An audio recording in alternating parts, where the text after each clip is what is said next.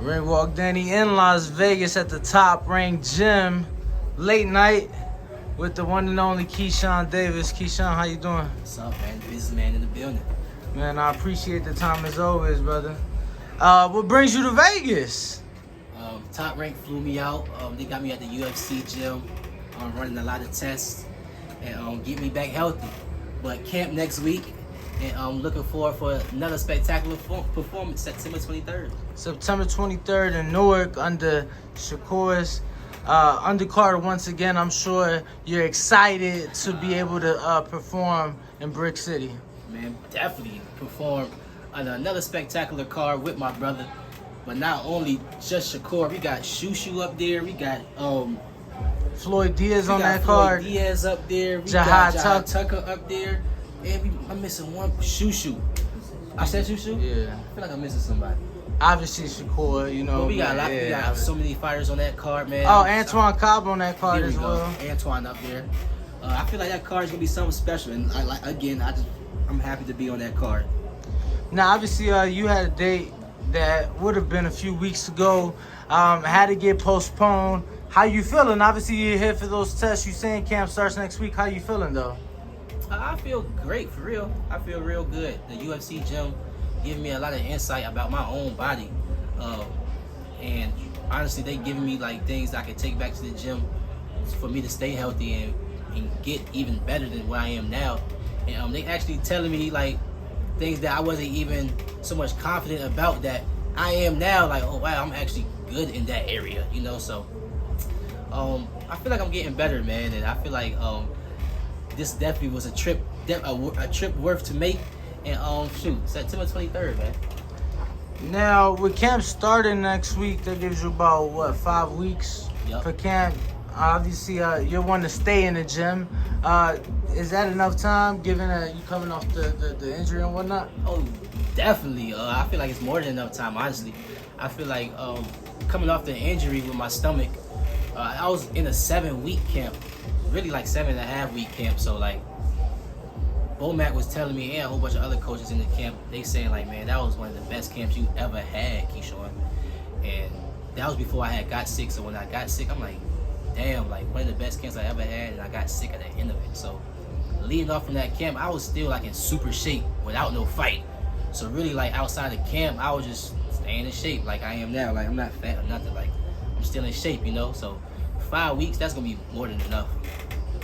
Now, we were talking, obviously, you said you got starting camp in Nebraska and then eventually shift to Colorado. Is that kind of a decision that will be made once Bud's fight is announced? Because I'm assuming, you know, obviously being in camp together. So is that kind of what you guys are waiting on to get official announcement? Keep it real with you. In my eyes, no. Okay. Like, I just feel like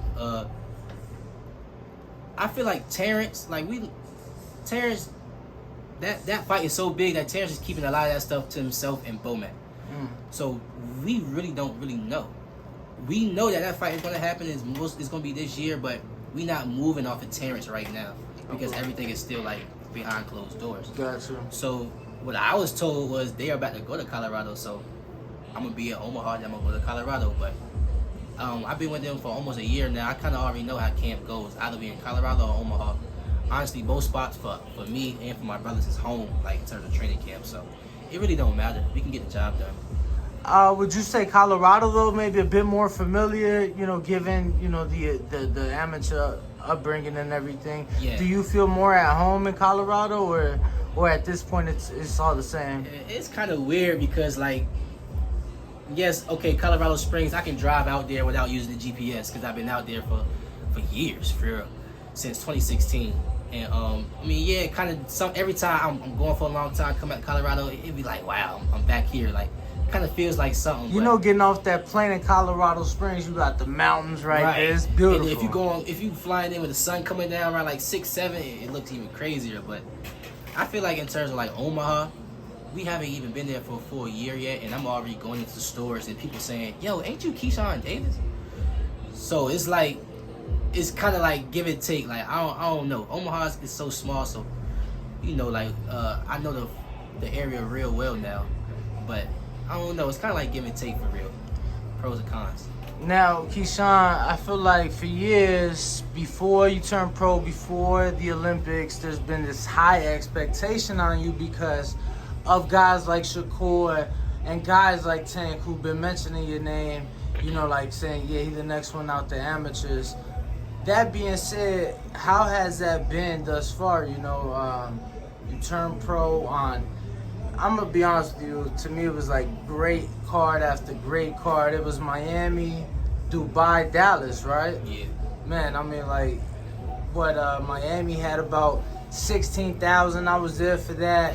Dubai was like so limited and exclusive, you know, I couldn't be there for that.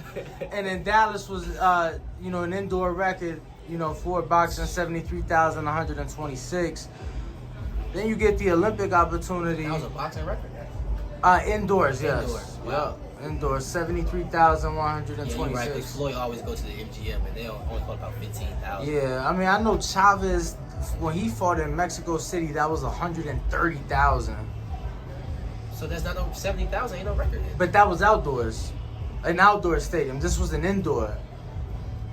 Dallas was considered. It's like both, though. It is, but because the roof was closed, it's considered an indoor event, and it holds the record. Look, man, you was part of a historic event, nonetheless. Nonetheless, part of a historic event. Yeah. Obviously, you had to Tokyo. How has the expectations versus the reality been from your point of view? Ooh, that's actually a good question. The expectations. Versus, yeah, From you me know, or from the people? No. From your point of view, like the expectations you have versus what's actually came about. But from your point of view, you know, people gonna talk. Nobody truly, you know. I want to hear from your mouth how it's been from your, you know, just from your eyes. From the Olympic. Okay. From my point of view, I would say the only thing that really like I didn't see coming. Because everything that I'm doing now, I seen coming. Me going to the Olympics, me dominating when I become pro, me knocking, like everything I'm doing now, I envision. But I didn't envision me getting sick. I didn't envision me receiving a silver medal. I didn't envision me getting kicked off the USA boxing team. So like those main three things, like I can say, like I had to live that out. I had to live that out for me to know that it was gonna happen, you know. But like, as far as my expectations, like I reached like almost all my expectations other than me winning the gold medal. But like everything I'm outside the gold medal in boxing in the ring, everything I'm doing now is not really surprising to me. Brought up, obviously, that was the one thing you said you fell short on was winning that gold medal. I gotta ask, I'm sure you've heard that Andy was captured trying to defect, and that he's been banned, obviously, from Cuban boxing for life. For real? Yeah, they banned him for life. For real? Yeah. Oh, so he really has to leave now. So he gonna be broke over there? So the government? Wow. That's sad. Look, man, and from what I've been hearing from Cuban fighters like Francis Bartholomew, he say that all that pro shit they've been talking about in Cuba is all smoke and mirrors. He's like, they only allowed them to fight in Mexico, and the government keeps 60% of your purse. So if you fight in Mexico, how much could you really be fighting for to begin with? And they get in 60% of your purse. So ain't no point. Oh man. That's why he was trying to defect. That's a sad situation. That's why he was trying to defect. Yeah, that's a sad. I mean, shit. What can we do, man? Man. But just wait and hear. Nah, absolutely. You know, it's crazy because year after year you hear about the fighters, but yet year after year they getting over here. One way or another, they gonna get over here. That's a fact. You know, it's difficult, but I feel like they banned him though, because I feel like, if I'm not mistaken, that was his third time getting caught. Because he tried to escape before like 2020. Before the Olympics. He tried to escape, and y'all ain't even know about it. My coach, my old coach, told me. He was like, yeah, you ain't know. He tried to. I'm like, nah, I ain't know that. Yo, that's crazy, and they still let him participate in the Olympics. That's why they probably banned him now. Because I know with Robesi Ramirez, he got caught once. Robesi got caught before the second time he went to the Olympics. And that's why they told him, if you want to participate, that's why they cut the tattoo out of his skin. You ain't never seen Robesi bicep? Bro, he has the Olympic tattoo cut out of Not like remove laser. No. They literally cut it with like an X-Acto knife that we use in art class, and they literally cut that shit out. Damn, I ain't even know Cuba get down like that. So they really is gritty over there. Because when like we travel, you know, we got the country, we travel as team, so they travel as team. So it's not just Andy, it's all of them. So you see all they like they demeanors. And of course there's always one that stand out. I ain't gonna say no names, but you can just tell by like they demeanors. They don't speak English, but you can tell like if they did, we're probably a clique. You know what I'm saying? Like you can tell like they probably don't come from the same poverty we come from, but they'll probably understand it. You know what I'm saying? Like I don't know. I just feel like they regular people. They just speak Spanish. Man, shit, I feel like they come from worse poverty the way they living out there. Yeah, if you get you know your rationed and everything like that.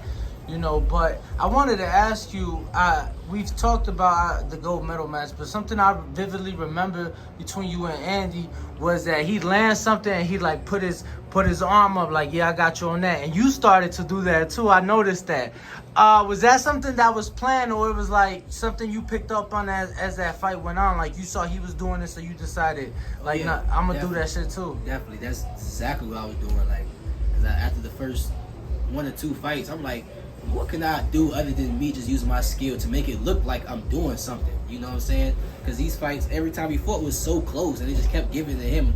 I'm like, y'all just keep giving this man 4-5 unanimous decisions, like he just beating me like that. You feel what I'm saying? So maybe I just need to start doing things that he's doing, because he been in this game way longer than me. He been like amateur elite boxing way longer than me. Like maybe he knows something I don't. So I just started doing shit he was doing for real. Been about a year now, Key. I gotta ask, what's been your biggest takeaway from winning that silver medal in Tokyo? I really feel like the Olympics set my foundation of who businessman really is. I feel like people knew me before the Olympics. Like, yeah, they knew who I could fight, but when they see me in the Olympics performing on the highest stage, stopping people, it was different. It was way different. Not only more people knew me, and I grew a status, but like in the boxing game, fighters in the boxing game, not the fans, no, not y'all. Fighters in the boxing game looked at me different. Nah, this kid is different. We gonna have to start moving around. We might gotta go to 130. We might gotta go to 140. Because we know 5 years from now, Keyshawn is gonna be different. So I feel like the Olympics I really showed people who I am. Did you have fun in that, Key? I feel like. What's up, man? I feel like you was just a kid in the playground in Tokyo. You seemed just full of joy. You seemed comfortable. Is that how you felt? Definitely, like the Olympics was my dream.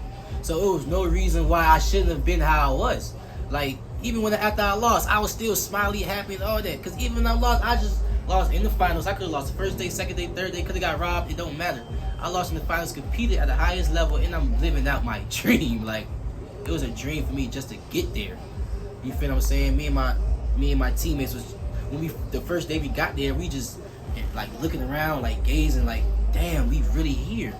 You feel me? So it was really all sunshine and rainbows in the Olympics. Who was the Team USA athlete that you met that, I don't want to say starstruck you or anything like that, but that was coolest for you to meet? Which one did the coolest? Yeah. I can start off with the starstruck.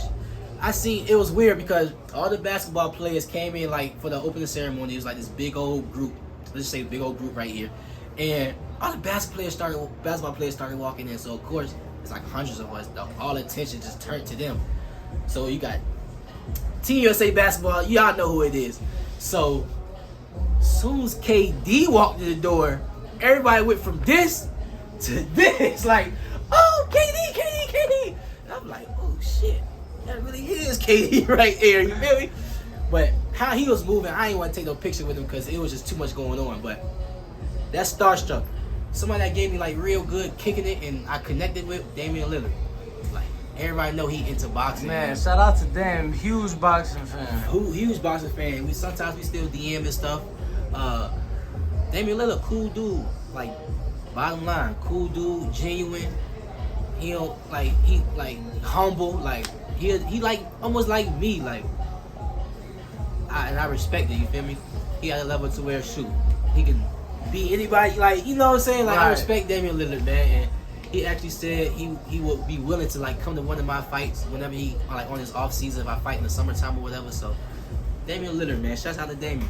That's dope. That's dope. He obviously now you here September 23rd. Man, I'm honestly really excited about Top Rank, and I just feel like from 130 to 140, they got it popping. You know, it's like Tank, Ryan, and then it's like Top Rank because it's like everybody else over here, right? Right. So, you know, how excited are you? Obviously, Devin being undisputed, all the 135-pound belts are over here. You know, Shakur doing his thing at 30, being unified, and you know now about to defend and looking to add belts to that collection. T.O. obviously making his debut at 40. We got Ryan Garcia moved up to 140. Ryan Garcia who moved up to 40. I was gonna say we got a couple 140-pound belts, vacant belts, who are about to be fought for. So, you know, Also, Josh Taylor's going. Josh Taylor, it looks like he will only be defending one belt. So the IBF just ordered him to defend against his man though, but he's stuck on defending against Jack Catterall. But he only gonna have the WBA. Like he's already been stripped, or maybe hold on. I know BC stripped him. He only gonna have one. It's either the BO or the BA.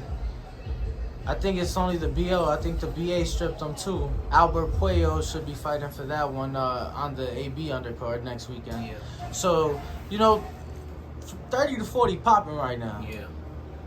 What's your thoughts on that? Because obviously you right there in the middle. You at 35, you want to come up, you undefeated, you a silver medalist, you a top rank. You get what I'm saying? You said you're not Terrence Crawford because you got that amateur background. So top rank backing you. So what's on the horizon for you? What's on the horizon for me is me, for real. I don't really like speaking too soon though. I'm still going 8 rounds. I'm going to 8 round my next fight. And I ain't even get to 10 rounds yet. But about time next year, it should be all 10 rounders. And shoot, I feel like I should be top 10 by next year.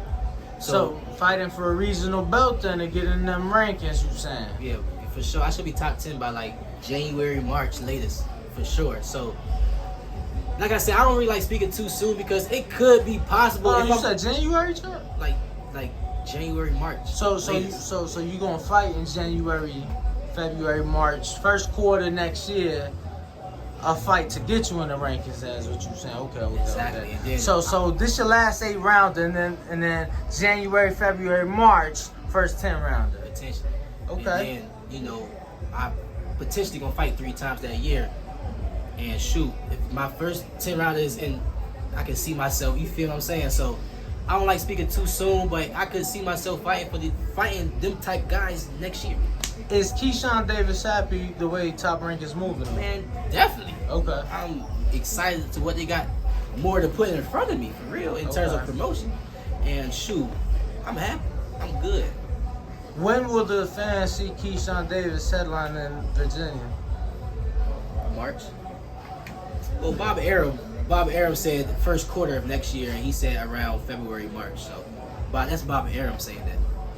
Okay. You excited? Bring one to the crib? Hey, honestly, that's a lot of pressure, Key. No, the Olympics was a lot of pressure. Fighting at the crib, I'm home. After I fight, I'm gonna drive 10 minutes away to go to the crib. And you ain't got your cousins and your aunties that you ain't seen since the reunion calling you in Tokyo, Key. They ain't calling you in Tokyo, Keyshawn. They calling you when you in Norfolk, Virginia. Yeah, but the whole world watching when I was in Tokyo. You right? Absolutely. The whole world. Absolutely. When I'm in Norfolk, 757 DC gonna watch. Like, it's gonna be on ESPN. The whole world gonna watch regardless. Yeah, you're right. But guess what? Now aunties can call you like, Key, you got some tickets? They gonna call you, champ. You know that. Hey, they gonna call me, but I don't know, bro. I don't feel pressure for real. Like, ever since the Olympics, I don't feel no more pressure. Because the Olympics was OD. Like, the Olympics was like OD to the point where I don't feel pressure. I'm good. God wanted me to be here and do all of this. I put it in God's hands every fight, and every time I come out with a spectacular performance. So I'm gonna keep doing what I've been doing, you know? Just keep walking this journey. Message to the fans outside of the spectacular performance. What can they expect? What can they expect September 23rd? Hey, look, expect my new merch drop. We got new merch drop, all summer apparel. Fine looking merch. Great material. Check me out, db3shop.com. Also, my brother Kelvin fighting August 27th on a hell of a card. ESPN Plus, Kelvin Davis gonna get that, probably another left hand knockout. Y'all know what he do with that left hand. If he land, it's over. It's in Tulsa, Oklahoma. Exactly, Tulsa, Oklahoma, August 27th, ESPN Plus. Me, September 23rd, co-main event. Shakur Stevenson, y'all know what I do. Bizman gonna put on a hell of a performance with his merch drop at the same time, man. Support us, support DB3. We gonna keep going up. Keyshawn Davis right now in the Olympic camp.